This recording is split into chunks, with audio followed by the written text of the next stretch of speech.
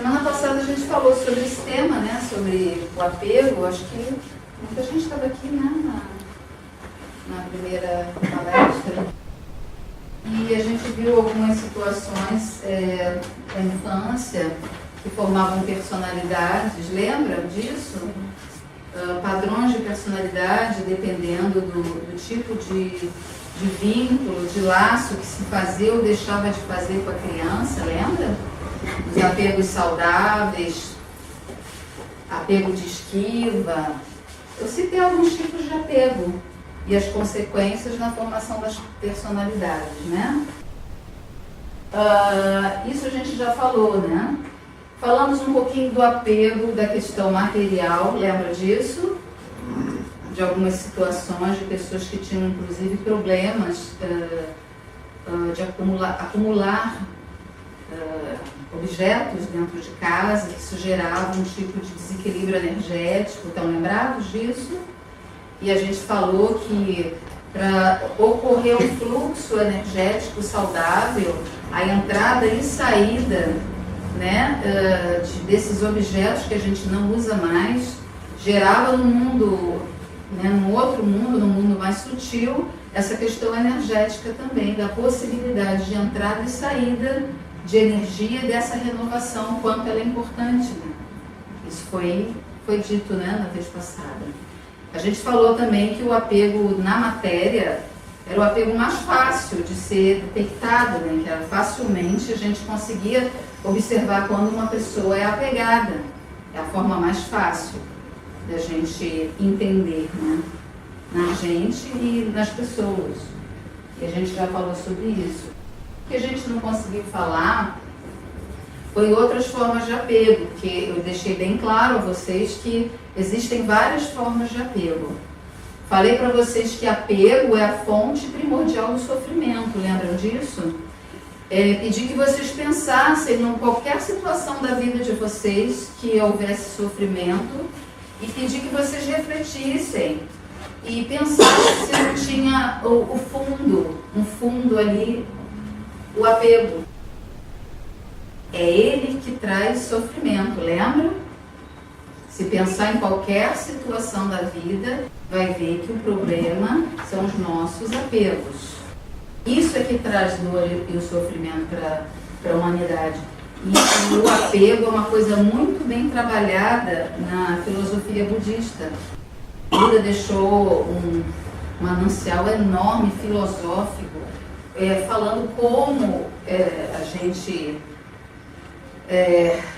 aceita, encara, trabalha esses apegos em nós para a gente se libertar e ser mais feliz. Sendo que apego não é só bens materiais. A gente se apega a pessoas, a relacionamentos, a situações. E até comentei para vocês aqui que o pior apego que existe não é nem esses, não. O pior apego são o quê? Apego às o quê? Lembra? As ideias, as crenças que a gente tem. Esses são os piores. Esse é a base de todos os outros apegos. E a gente vai falar um pouquinho disso também. Tá? Aqui nesse item 2, a gente vem falando de... Peraí, deixa eu só aumentar, senão vocês não enxergam. Conseguem ver agora? O vermelho no azul não fica muito evidente, né? Apego em relação às pessoas que amamos, é outra forma, tá? Nos relacionamentos, o apego é interpretado por muitos como sinal de amor. Isso a gente falou também da outra vez. Amor e cuidado pelo outro. Queremos tê-las sempre ao nosso redor, às vezes sob o nosso controle e a nossa posse. Nesse caso, o amor se confunde com o apego. Geralmente, as pessoas que têm esse excesso, né, chamam e denominam de amor, entre aspas, né? Tem por trás disso, não sei se alguém já observou, essa necessidade de controlar pessoas, domínio, sabe? Domínio. Ele fala aqui de domínio e posse. Amor, ele entende posse. Posse não é do amor. Posse é do apego. Quando eu me sinto dona de algo, tá? tá? Isso não é amor. Apesar de muita gente interpretar assim. A mãe é apegada demais ao filho, né? E quer controlar para onde ele vai, o que ele vai fazer profissionalmente. Enfim, toma conta como se fosse uma obsessão, né? Obsessão, ela existe, não é só de desencarnado para encarnado. As obsessões também muito fortes de encarnado para encarnado. Então, um domínio energético sobre a vontade da pessoa, muitas vezes abafando o que a pessoa realmente quer. Eu tenho muita preocupação com meu filho, por isso que eu faço isso com ele. O garoto já tem 19, 20, 21 anos, já tem vontade própria, já sabe o que quer.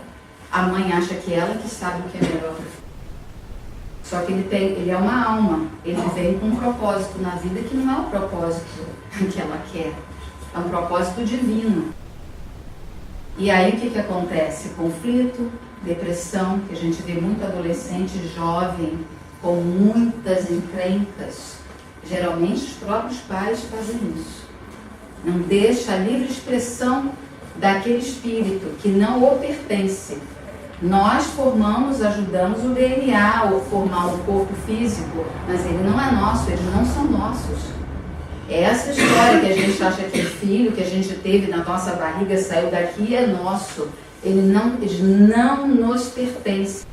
Eles pertencem à vida, a Deus, e eles vêm com um propósito que a gente desconhece. Mas a alma deles sabe, porque eles têm um compromisso espiritual antes de encarnar. E eles sabem lá dentro o que eles têm que fazer. E muitas vezes as mães enlouquecidas, né? Que mãe é um bicho enlouquecido, né? Fica desesperada, querendo dominar e possuir aquele espírito que deveria ser livre nas suas escolhas. É claro, gente, que tudo isso tem uma limitação.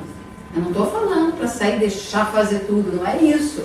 Claro que a gente veio com uma responsabilidade também de educar aquele ser, de colocar limites, de mostrar o que é certo e o que é errado. Até uma certa idade a gente ainda consegue. Depois, gente, aquela alma é aquela alma, ela vai. Não adianta a gente tentar amarrar e colocar coleira, não. Isso se chama respeito. Respeitar a individualidade da pessoa. Não é porque é filho que a gente vai ter que... como é que se diz? Tem o direito desse desrespeito. Então, acho que a gente tem que repensar nas nossas crenças. Vamos falar agora de crença. Vou embolar um assunto agora no outro. As pessoas acham bonito isso. Mãe que faz isso é a mãe boa, mãe apegada, mãe que está tão envolvida com o filho. Nossa, mas que mãe maravilhosa. Esse é o modelo que a gente aprende, não é assim que a gente aprende? Mãe que deixa o filho mais solto, deixa ele escolher, relapsa, não é assim? Então aquela mãe boa é aquela mãe que está assim, ó. Isso é uma coisa que a gente aprende desde pequeno. Mas a gente já parou para questionar se essa crença, essa forma que a gente aprendeu está certa? Geralmente as crenças, a gente não questiona. A gente pega aquilo ali da infância e reproduz. E nem questiona se aquilo é uma coisa verdadeira ou não. A gente sai reproduzindo, foi assim que a gente aprendeu. A nossa mãe fala isso pra gente, quando a gente é mais jovem, não fala? Eu faço isso porque eu tenho amor a você, e papapá, né? Justifica as posses, como é que se diz? O domínio com certas frases. Justifica, né? Mas enfim. Uma coisa que leva a apego é a baixa estima também, tá? Eu não me considero, eu não me respeito, eu não me gosto. Isso é baixa estima. Mas alguém vai ter que fazer isso. Se eu não faço isso por mim, alguém vai ter que fazer. Então eu grudo em alguém, né? Eu me apego em alguém, dou tudo de mim para aquela pessoa, não é? Dou tudo de mim para ela. Para que isso, hein? A gente faz isso porque é muito bonzinho? Será? Nossa, mas eu me dei tanto para aquela pessoa e olha o que ela fez para mim, não é assim? Pois é. Mas por que eu me dou tanto para aquela pessoa? Chego a largar da minha própria vida, do meu bem-estar, para poder abrir mão de mim para fazer pelos outros. Por que será que eu faço isso? Isso é uma baixa estima, vocês concordam? Deixo de fazer coisas que me dariam prazer e alegria para atender o outro. Por que eu faço isso? Porque eu dependo dessa pessoa para me dar o que eu não me dou. Carinho, consideração, autovalor, autorrespeito. Vocês estão entendendo isso, gente? Então eu me apego a outra porque eu não consigo fazer isso por mim. Alguém vai ter que fazer, então eu vou cuidar dele. Ele vai ter que me dar. E a gente cobra. Eu faço, se a pessoa não faz, a gente reclama, não é assim? Nossa, mas eu fiz tanto por ele e a pessoa me virou as costas e foi embora. Parece que quanto mais eu faço... Já aconteceu isso com alguém aqui? Sim. Ou não, só comigo? Quanto mais eu faço, mais a pessoa foge. Já percebeu que é assim? Quando a gente está devendo dinheiro, quando alguém está devendo dinheiro a alguém, o que uma pessoa, quando olha a pessoa de longe, sabe que está devendo, o que ela faz? Ó, a pessoa me deu tanto, eu estou em dívida com ela, se doou tanto, eu não tenho como pagar, eu vou achar fora também. Não é dívida? A pessoa se doou tanto para mim, eu sou devedor, então eu vou sair fora. Se doou tanto porque não se ama, não se respeita, não sabe dar aquilo para ela mesma e fica dependendo do outro, fica terceirizando. O que ela mesma devia fazer, ela faz pelo outro para ver se ganha alguma coisa. É uma escravidão, isso é apego. Esses processos, gente, eles acontecem de forma muito inconsciente, né? A gente não presta atenção nisso, mas a gente faz isso o tempo todo. Tá? Dependendo até da estrutura psicológica, que isso não é uma coisa 100% todos, né? Mas muitos seres humanos aí que passaram pelo meu consultório, eu vi isso acontecendo. É um comportamento bem comum. Quando nos desapegamos dos nossos relacionamentos, ficamos mais seguros e acabamos transmitindo isso, o que nos torna pessoas mais interessantes. Claro, isso é uma questão de energia. A gente consegue perceber energeticamente quando uma pessoa quer grudar na gente e quando ela é carente. Dá um certo desconforto isso. Isso é uma questão de energia. Uma pessoa que está sempre querendo grudar. Eu não sei se vocês já perceberam isso. Enquanto você está perto de uma pessoa super autossuficiente, que acredita no potencial dela, uma pessoa que tem força, que tem alegria, dá vontade de estar perto dessa pessoa, né? Tem uma energia gostosa, livre, leve. Mas isso é uma construção que a gente vai ter que fazer, né? Não é uma coisa simples, porque isso é uma coisa aprendida na infância. Lembra dos apegos, aqueles apegos bem negativos? Que o pai, aquele apego, como é que se diz, ambivalente, que a criança tinha hora que ela tinha o pai, lembra? Tinha hora que o pai não atendia. Formava uma personalidade o quê? Lembra? Ansiosa. Porque ela não sabe quando é que vem a ajuda do pai e da mãe. Então ela pensa assim, olha, bom, tem hora que eu recebo ajuda deles, eu recebo carinho, recebo acolhimento, afeto, tem hora que eu me sinto vazio e solitário.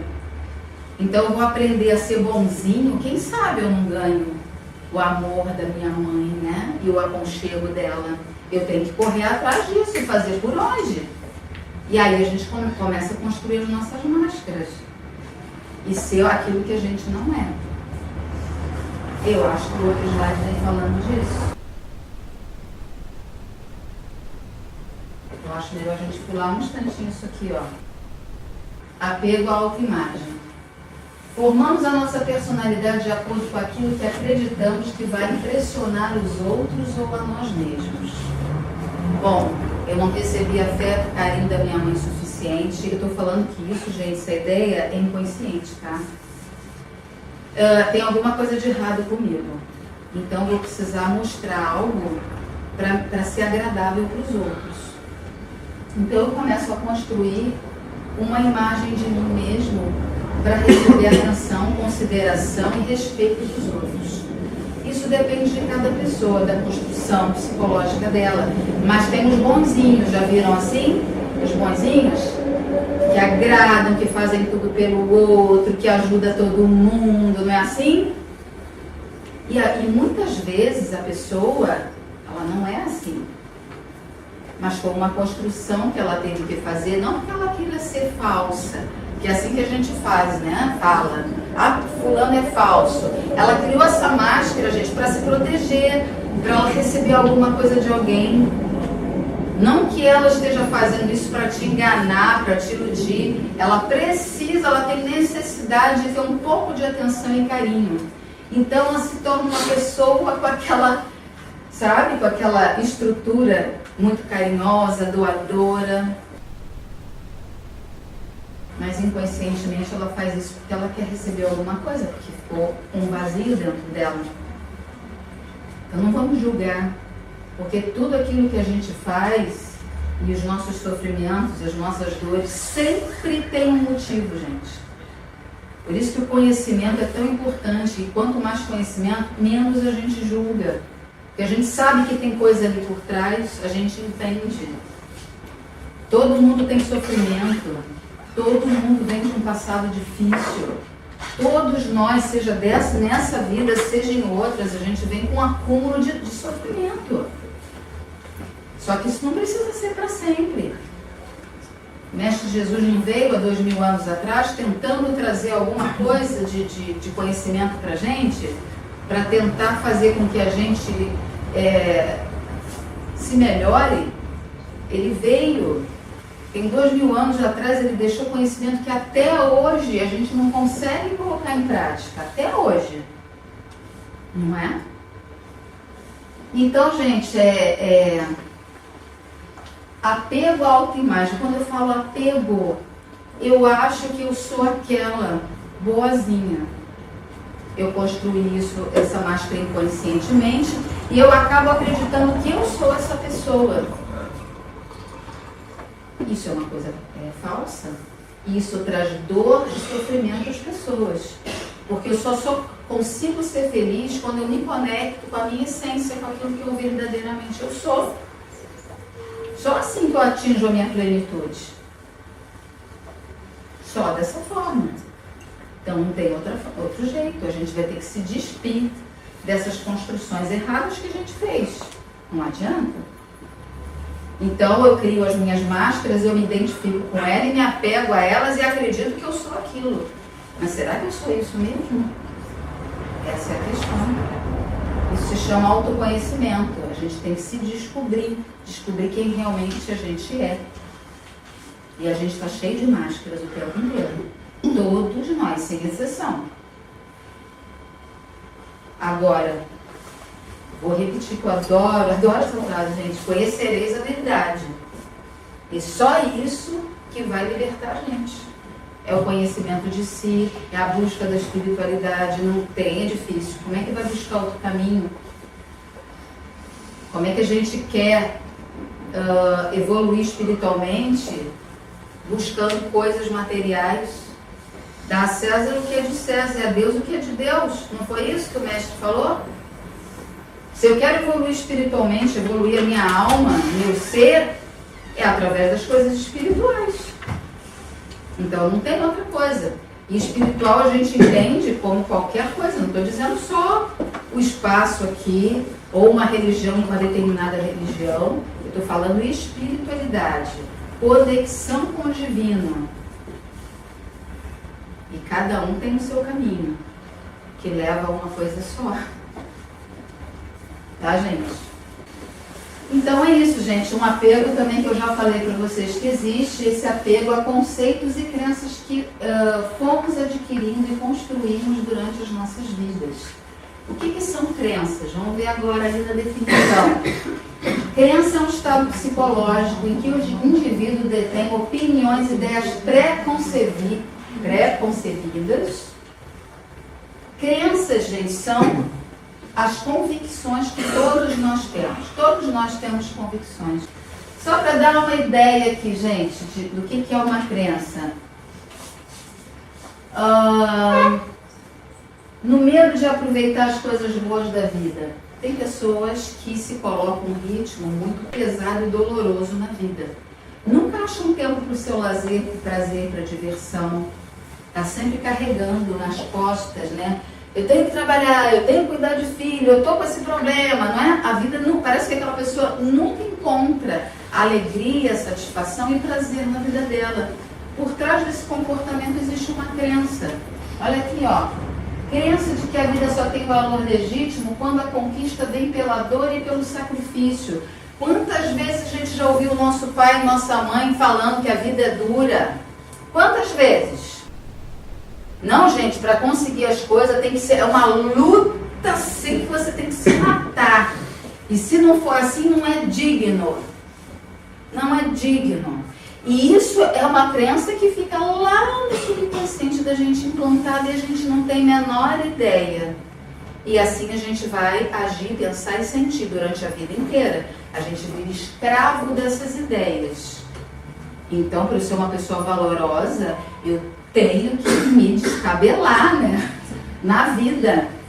Você vê uma pessoa lá numa boa, gastando dinheiro, tomando, né, água de coco na praia, você, a pessoa lá, tá lá, não sei o que, meio vagabundo, não quer nada, né? A gente tem um conceito muito equivocado das coisas. A vida é dura, não é assim? Tudo é um sacrifício, então isso é tão valoroso, não é assim? Nossa, como aquela pessoa é valorosa, como ela luta. Será que tem que ser assim? O mestre falou isso, gente? Eu não sei disso, não. Então a gente tem que cuidar com esses implantes, vamos colocar esses implantes subconscientes. Tem que cuidar muito disso. Porque isso determina toda a tua trajetória na vida, a tua maneira de ser. Outra aqui, ó. Alguém já teve medo de errar? Ou só eu que tenho? No medo de errar, olha só, camufla-se uma crença inconsciente, olha lá, de incompetência ou perfeccionismo. Uma pessoa que tem medo de errar é uma pessoa orgulhosa. Eu, você, todo mundo é isso. Ela vai ser uma pessoa que aparentemente vai ser muito humilde, sabe? Tímida. Que nada. Ela é orgulhosa, ela não quer errar, porque é uma crença embutida, provavelmente na infância, muita cobrança nesse aspecto. Se a criança faz uma coisinha errada, tchá, tchá, chicote, né? Tem que ser certinha, perfeita. Então isso gera uma crença equivocada. Que quando a gente cresce, para a gente atuar na vida e se jogar seguro, confiante, começa a vir as encrencas. Então, gente, o que eu acho o pior de todos esses apegos, né, é o apego das crenças que a gente não percebe que tem. Causa muito sofrimento e causa muita dor. Por exemplo, as mulheres adoram falar isso aqui, ó. Dá uma lida, meninas. Identificam homem não presta. Eu tô rindo porque é assim, não é? Gente, homem nenhum presta, só mais um minutinho. Mas é assim, gente. A gente faz essas coisas e lá dentro da gente a gente quer um homem maravilhoso, não é? Uma pessoa que caminha do nosso lado, que tem afinidade com a gente. Mas dinheiro não dá em árvore, então essa crença é brava, né? Você tem que se matar, não vai cair do céu. Claro que não vai cair do céu, a gente sabe que não é literal isso aí, né? Mas enfim, isso são crenças que dificultam muito a nossa caminhada. E a gente tem que perceber, através do autoconhecimento, E a observação de si, essas crenças que existem dentro da gente.